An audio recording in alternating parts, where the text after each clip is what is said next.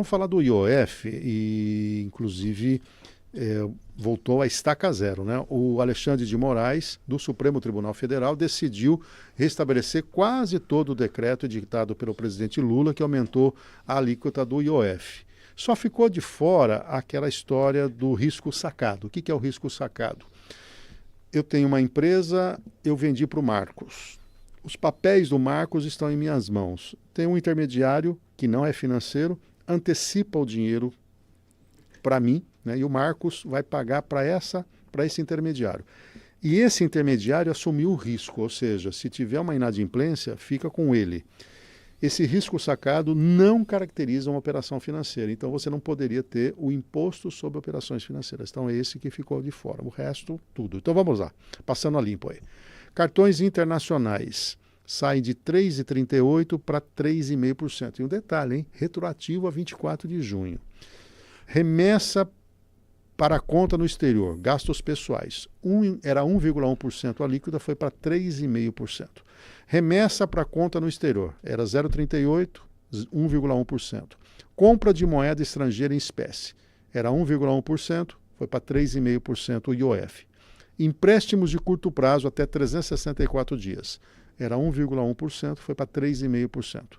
Transferência de fundos para o exterior, os fundos brasileiros, era isento, continua isento. Crédito para empresas da pessoa jurídica. A alíquota anual máxima de 1,88% ou 0,88% no Simples Nacional isento para cooperativas. A partir de agora, a alíquota vai para 0,38% mais uma taxa diária de 0,082% sem distinção entre regimes, ou seja, todo mundo vai ser impactado. Fundos de investimento em direitos creditórios, que é o FDIC, era isento, a partir de agora tem 0,38%. Operações de risco sacado, era isento, continua isento. Aportes em VGBL similares, era isento, agora 5% sobre o que exceder a R$300 mil.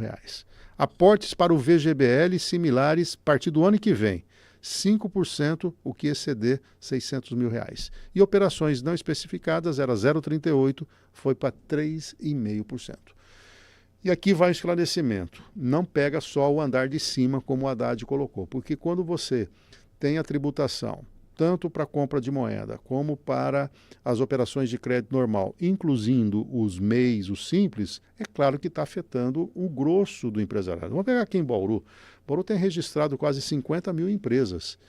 Dessas, cerca de 25 mil a 30 mil são microempreendedores individuais. Se eles forem tomar crédito, vão pagar esse valor aqui.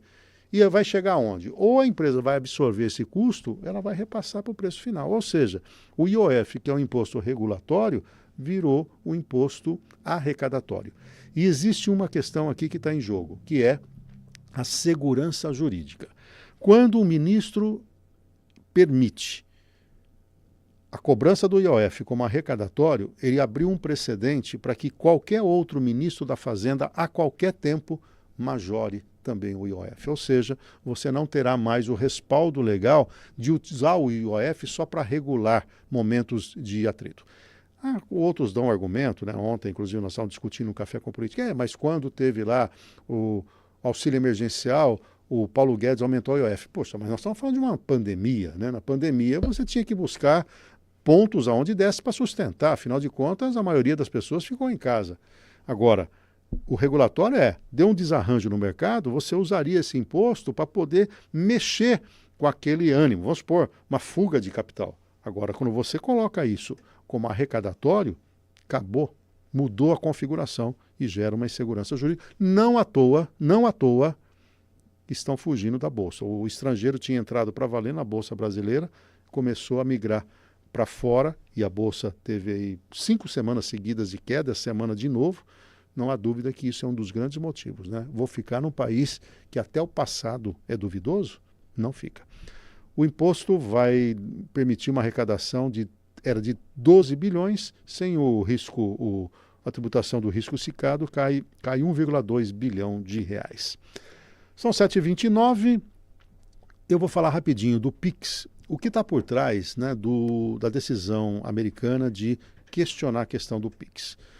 Na visão norte-americana, existe um monopólio no Brasil do Banco Central em relação ao PIX. Conclusão. nós temos... Opa, chegou o nosso cafezinho, obrigado, da Metropole, daqui a pouco a gente fala lá. Na visão americana, o monopólio no Banco Central em relação ao PIX são 172 milhões de usuários entre pessoas físicas e jurídicas no Brasil. Então, o fato do Brasil ter esse monopólio no Banco Central, na visão deles, concorre diretamente com as bandeiras norte-americanas de cartão de crédito. Não afetou ainda diretamente essas bandeiras, mas há um olhar de que ali na frente isso vai acontecer. Consequentemente, eles acabam querendo entender essa dinâmica. A Visa e a Mastercard são americanas. E há um olhar de que se o Pix continuar com todas as facilidades, agora entrou o Pix automático, aos poucos você vai abandonar os cartões de crédito e de débito, consequentemente o Pix. Então, na visão deles, ao ter o Banco Central tutelando isso, você estaria ferindo a concorrência de mercado. Então, o que está por trás desta possível investigação é isso. Mas, obviamente, que nós temos os maiores argumentos. Agora, o que chama a atenção é que o Pix, que foi pensado antes do governo Bolsonaro, mas lançado no governo Bolsonaro, que é uma das grandes bandeiras do governo anterior, agora o governo Lula diz, o Pix é nosso. É hipocrisia, mas tudo bem, faz parte do jogo político.